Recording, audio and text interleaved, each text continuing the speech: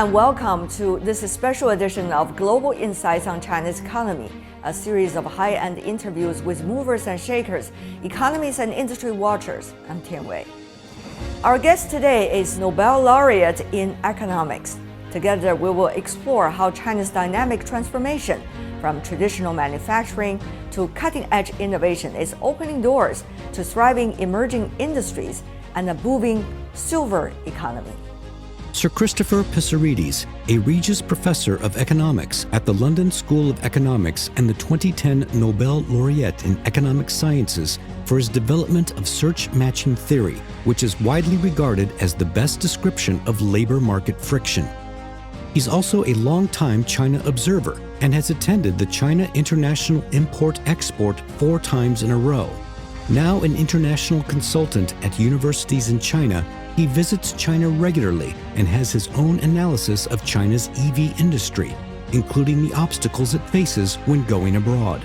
China has been working on green-related sectors, including electronic vehicles, which has become such a big news story in the world. I think we should embrace the new technologies and encourage more production in that direction, not try and stop trade and punish each other. My view about Europe is that Europe needs an industrial policy in light of the new technologies, new competition, which it doesn't have now. And the response to seeing all these Chinese vehicles, maybe there are indirect forms of subsidizing the production of EVs in China, but I would welcome that because that's the direction that we want to go. Productivity growth comes from innovations and help from government that reduces costs. So if another country manages to reduce its costs one way or another, then try and do it yourself. Yeah. So get your industry strong, not by punishing others. Yeah, you cannot get strong by punishing others. And I feel about that throughout, actually, not only with EVs. I mean, a global economy that works on similar kinds of rules will always be stronger than several smaller ones that are protected and do their own thing on their own. China has suggested once and again that it's able to achieve the around 5% GDP growth. As an economist, a Nobel Prize winner, how do you see these aspirations and likely its implementations? 5% actually is feasible. I mean, I'm not saying that definitely they will do it, but it is feasible because of the low productivity state of the Chinese labor market. When Germany and Japan had the low productivity that China has now in relation to the United States, say, they grew at 8% for the next 15 years. 8% for China is not feasible because there are now other priorities and impediments to growth. Like, we need green growth, so there is greening, destroying all factories, polluting factories, going for new forms of energy. When Germany and Japan were growing, and I'm talking about 1960s and 1970s, they didn't have those factors, and there are many others. Those many others are estimated to take away something like 3% of the growth that the Germans and Japanese have. And therefore, instead of the 8% that we know historically that was taking place at these levels of productivity, well, we could get 5%. Now, of course, there are many other factors involved, but at least what we know from our economic studies and economic history is that 5% is feasible. How do you see your research is related to the overall transformation the Chinese economy is going through? I'm very much in favor of the openness of economies, that we should be open, trading with each other, exchanging ideas, collaborating in the development of science. So my main wish, if you like now, or what I would like to see countries doing, is actually getting activated quickly and put into practice those openness measures that have been announced. translate words into actions. The more difficult part is to translate the words that are in regulations and new law and new initiatives into actions that will see it on the ground. And of course, businesses are waiting to see what will be happening. Local governments need to take actions, the central government to see that through. I mean, I'm not saying they're not doing it, but when you see the state of openness now in the world, and unfortunately, it's going down, and it should really be reversed. Disruptive technologies such as artificial intelligence are transforming businesses and society in today's world, driving innovation across industries such as healthcare while simultaneously enhancing efficiency and decision-making. China is advancing rapidly in AI research and application, positioning itself at the forefront of AI-driven economic growth and innovation.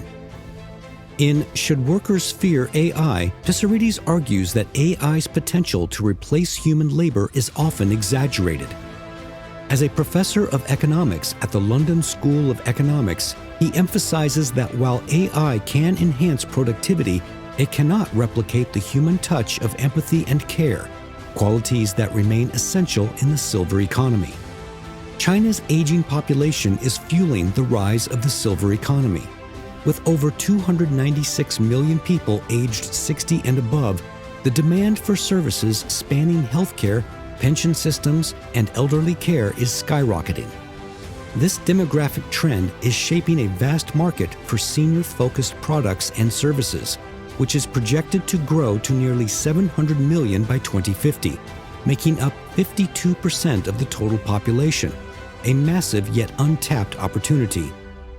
What is your assessment of the impact of the aging population on an economy such as large and different as China's? Because we have better health standards overall, people live longer. A big section of the population is moving to older ages, and there aren't enough young people to support them through jobs. So what is your solution? If you improve the quality of jobs, it becomes a more pleasurable activity to go into work, and you help society and other people by doing that. You've been doing research a lot in recent years about artificial intelligence, Professor, especially how it is related to the labor market. Yes. And what does that mean for the human resources and job market in the future? There is no doubt that the AI is coming to labor markets. It's not quite there yet. It's still very limited, but it's increasing at a very fast rate. But that's only a small part of the labor market that is going to do that. The biggest part of the labor market will be concerned with person-to-person services. We have an aging population. They are going to need health and care. Health might move on to the world of AI a little, using AI to diagnose, but care will never move to AI. You know, care needs the love and care of a person to another person. There's no way machinery can give you that.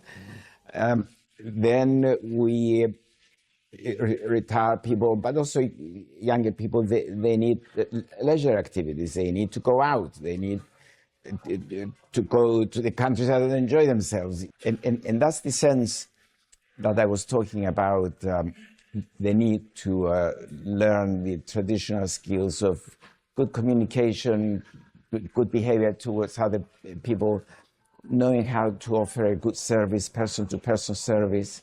I'm glad to see many economists and education people doing research now in exactly what we need to do at school, because the school curricula were formed at a time when we needed different kinds of skills.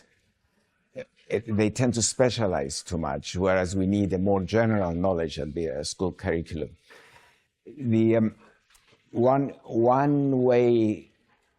training approach that would be essential would be big companies involved in these service sectors to provide their own training as well, and do it with the initiative of the worker. You know, do it within the company, on the intranet of the company, for example, so that once you acquire a general education at school, then you get trained at each company in the skills that they need.